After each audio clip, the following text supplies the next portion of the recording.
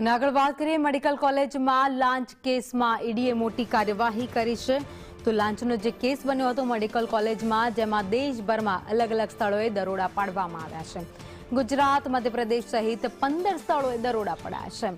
તો કલોલની સ્વામિનારાયણ કોલેજમાં પણ ઈડીએ તપાસ હાથ ધરી છે. વધુ અપડેટ સાથે સંવાદદાતા પ્રતિક અમારી સાથે જોડાઈ ગયા છે. પ્રતિક, મેડિકલ કોલેજમાં લાંચ કેસમાં હવે ઈડીએ અલગ અલગ જગ્યાઓ પર તપાસ હાથ ધરી છે.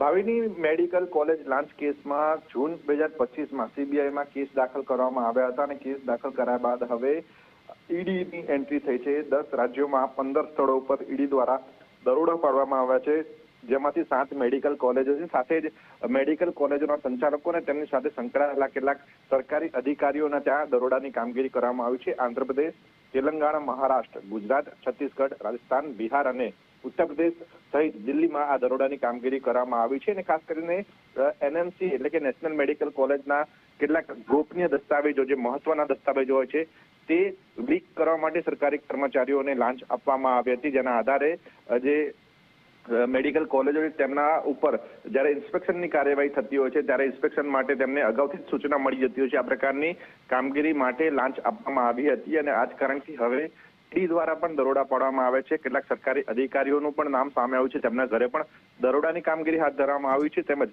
મેડિકલ કોલેજના સંચાલકોના ઘરે પણ દરોડાની કામગીરી કરવામાં આવી છે. વહેલી સવારથી ઈડીના અધિકારીઓ દ્વારા આ દરોડાની કામગીરી હાથ ધરવામાં આવી છે અને દરોડાના અંતે મોટા પ્રમાણમાં રકમ મળી આવે તેવી પણ શક્યતાઓ સેવાઈ રહી છે. આભાર માહિતી માટે.